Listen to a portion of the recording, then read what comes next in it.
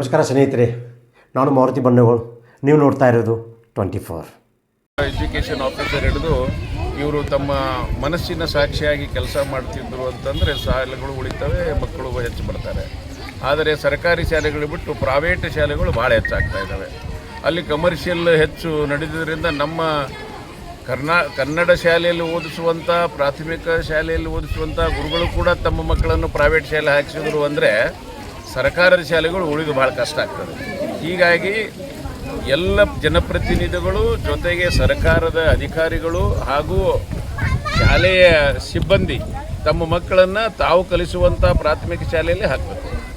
ಆಗ ಮಾತ್ರ ಸಮಾಜದಲ್ಲಿ ಎಲ್ಲ ಸರ್ಕಾರಿ ಶಾಲೆಗಳು ಉಳಿತವೆ. ಕಾರಣ ಇಷ್ಟೇ, ನಾನು ಸಣ್ಣವನಿದ್ದಾಗ ಪ್ರಾಥಮಿಕ ಶಾಲೆಯಲ್ಲಿ ಓದಿದ್ದೇನೆ, ಆ ಶಾಲೆಗಳಿಗೆ ಕಾಣ್ತಾ ಇಲ್ಲ. ಯಾವಾಗ ನಾವು ಆ ಮಕ್ಕಳನ್ನು ಎಲ್ಲ ಜಾತಿ, ಮತ, ಪಂಥ, ಭಯದ ಭಾಷೆ ಎಲ್ಲ ಮರೆತು ಅವ್ರು ಯಾರು ಅಂತ ನಮಗೆ ಗೊತ್ತಿಲ್ಲದಿದ್ದರೂ ಪ್ರೀತಿಯಿಂದ ಒಂದೇ ಕೋಣೆಯಲ್ಲಿ ಹೊಡೆದಾಡ್ತಾ ಇದ್ದೀವಿ, ಕಲಿತಾ ಇದ್ದೀವಿ. ನಾವು ಗುರುಗಳನ್ನು ಕಂಡಾಗ ಅವರು ರಸ್ತೆಯಲ್ಲಿ ನಾವು ಸಿಕ್ಕರೂ ಕೂಡ ಅವರು ನಮ್ಮನ್ನು ಬಡಿದು ಅಲ್ಲಿಗೆ ಬರಲಿಲ್ಲ ಯಾಕಂತ ಬಡಿತಿದ್ರು. ಅಷ್ಟೊಂದು ಹೆಮ್ಮೆ ಅನ್ನಿಸ್ತಿತ್ತು ಗುರುಗಳ ಬಗ್ಗೆ. ಅದೆಲ್ಲ ಈಗ ಕಮ್ಮಿಯಾಗಿದೆ.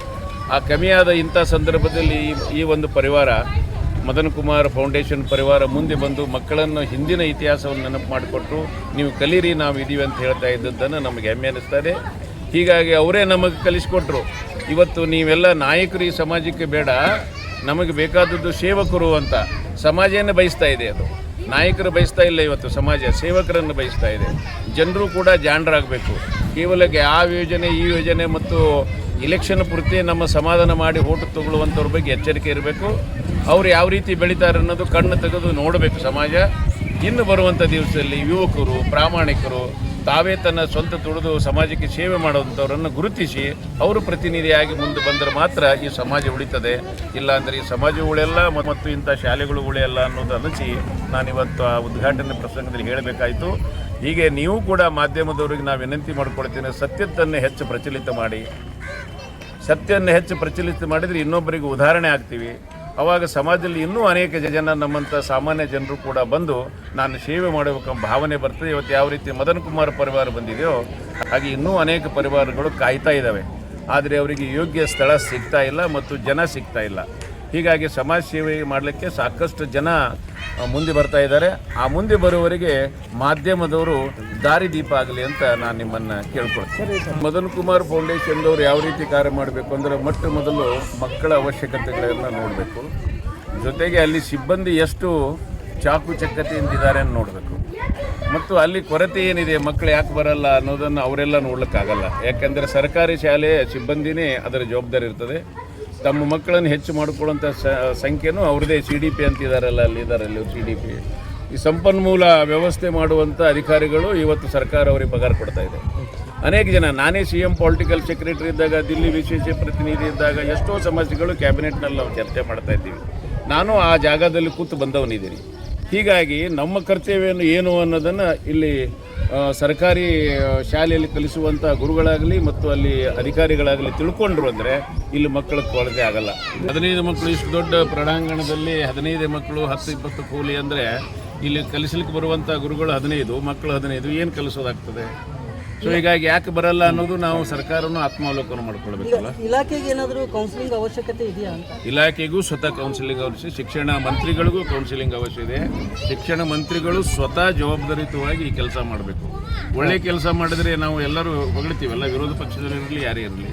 ಇವತ್ತು ಕೃಷ್ಣ ಬೈರೇಗೌಡ ದೊಡ್ಡಬಳ್ಳಾಪುರದ ಜಿಲ್ಲಾಧಿಕಾರಿ ಆಫೀಸ್ಗೆ ಹೋಗಿದ್ದಾರೆ, ಅಲ್ಲಿ ಒಬ್ಬರು ಬಂದಿಲ್ಲ. ಸಬ್ ರಿಜಿಸ್ಟ್ರ್ ಆಫೀಸಲ್ಲಿ ಯಾರೂ ಬಂದಿಲ್ಲ. ಅಲ್ಲಿ ಹಜರಿ ಬುಕ್ಕಿನಲ್ಲಿ ಒಬ್ಬರು ಸಹಿ ಇದೆಯಲ್ಲ. ಆದರೆ ಯಾರೂ ಯಾಕೆ ಬಂದಿಲ್ಲ ಅಂತಂದರೆ, ಯಾವಾಗ ಬೇಕಾದಾಗ ವೇಳಾಪತ್ರಿಕೆ ಇಲ್ಲ, ರಿಜಿಸ್ಟರ್ ಇಲ್ಲ, ಏನು ಬೇಕಾದ್ದು ನಡೆದರೆ ಸರ್ಕಾರದ ಆಡಳಿತ ಅನಿಸಲ್ಲ ಅದಕ್ಕೆ. ಮತ್ತು ಇಷ್ಟೆಲ್ಲ ನೀವು ನೋಡ್ತೀರಿ, ಗ್ಯಾರಂಟಿ ಯೋಜನೆಯಲ್ಲಿ ಮೊನ್ನೆ ನಿಮ್ಮದೇ ಮಾಧ್ಯಮದ ಮೂಲಕ ನಾನು ನೋಡಿದ್ದೇನೆ, ಓದಿದ್ದೇನೆ. 49,000 ಬೋಗಸ್ ಅಕೌಂಟ್ಗಳಲ್ಲಿ ಹಣ ಜಮಾ ಆಗಿದೆ 2-3 ವರ್ಷದಿಂದ. ಎಲ್ಲಿ ಹೋಯ್ತಾಗಿದ್ದಾರೆ? ಯಾರು ತೊಗೊಂಡ್ರು ಹಣ? ಬದಲಾವಣೆ ಹೆಂಗಾಯಿತು? ಇವೆಲ್ಲ ಸರ್ಕಾರದ ಹಣ ಅಲ್ಲದು, ನಿಮ್ಮ ಹಣ, ನಿಮ್ಮ ಹಣ, ನೀವು ಟ್ಯಾಕ್ಸ್ ಪೇಯರ್ಸ್ ಹಣ. ಇದಕ್ಕೆ ಜವಾಬ್ದಾರಿ ಯಾರು? ಸರ್ಕಾರ ಹಣಕ್ಕೆ ಜವಾಬ್ದಾರಿ ಯಾರು? ಜನಸಾಮಾನ್ಯರು ಕೊಡುವಂಥ ಹಣಕ್ಕೆ ಜವಾಬ್ದಾರಿ ಇಲ್ಲ, ಅಕೌಂಟಬಿಲಿಟಿ ಇಲ್ಲ ಅವರಿಗೆ. Accountability must be there in the government. ನಾನು ನನ್ನ ಮಗನನ್ನು ಪ್ರಾಥಮಿಕ ಶಾಲೆಗೆ ಕರ್ಕೊಂಡು ಹೋಗ್ತಾ ಇದ್ದೀನಿ ಅಂತ ಕೈ ಹಿಡಿದು ಕರ್ಕೊಂಡು ಹೋಗೋದು ಜನರಿಗೆ ಗೊತ್ತಾಗಬೇಕು. ಕೇವಲ ನನ್ನ ಮಕ್ಕಳನ್ನು ಅಮೇರಿಕ ಕಳಿಸಿ ನಾನು ಇಲ್ಲಿ ಪ್ರಾಥಮಿಕ ಶಾಲೆಗೆ ಮಕ್ಕಳನ್ನು ಕಳಿಸಿ ಅಂತ ಹೇಳಿದ್ರೆ ಅದು ಆತ್ಮೀಯವಾಗಿ ಆ ಜನರಿಗೆ ಮನಸ್ಸಿಗೆ ಮುಟ್ಟಲ್ಲ. ನೀನು ನಡೆದು ಇನ್ನೊಬ್ಬರಿಗೆ ನಡೆಯುವ ಹಾಗೆ ಹೇಳಿದ್ರೆ ಮಾತ್ರ ಮುಟ್ತದೆ. ಅದಕ್ಕೆ ಬಸವಣ್ಣ ಹೇಳೋದು, ಮೊದಲು ನೀವು ನಿಮ್ಮನ್ನು ಸುಧಾರಿಸಿಕೊಂಡ್ರೆ, ನಿಮ್ಮಲ್ಲೇ ಇರುವಂಥ ಗುಣಗಳನ್ನು ಸುಧಾರಿಸ್ಕೊಂಡ್ರೆ ಜನರ ಮನಸ್ಸಿಗೆ ಮುಟ್ಟುವಂಥ ವಿಷಯಗಳು ತಾನೇ ಮುಟ್ತವೆ. ಅದಕ್ಕೆ ನಾನು ನಡೆದು ಇನ್ನೊಬ್ಬರಿಗೆ ನಡಿ ಅಂತ ಹೇಳಿದಾಗ ಮಾತ್ರ ಸಮಾಜ ಸುಧಾರಣೆ ಆಗ್ತಾ ಇದೀವಿ. ಇನ್ನೊಬ್ಬರನ್ನು ಬರೇ ಹೇಳುತ್ತಾ ಇದ್ದು ಈಗ ಆಯಿತು, ಈಗ ಮುಗೀತು. 1947 ಅಂದರೆ ಇಲ್ಲಿವರೆಗೆ ಜನ ಕೇಳುವಂಥ ಪೇಷನ್ಸ್ ಹೋಗಿದೆ. ಈಗ ಕೇವಲ ಜನರು ಹೇಳುವಂಥ ವ್ಯವಸ್ಥೆಯಲ್ಲಿ ಬಂದಿದ್ದಾರೆ. ಜನರು ಹೇಳ್ತಾರೆ, ಜನರಿಗೆ ಸೇವಕರ ಅವಶ್ಯ ಇದೆ, ಅವ್ರು ಹೇಳ್ತಾ ಇದ್ದಾರೆ. ಅದಕ್ಕೆ ಸೇವೆ ಬೇಕಾದರೂ ಆಯ್ಕೆ ಮಾಡ್ಬೋದು. Thank you.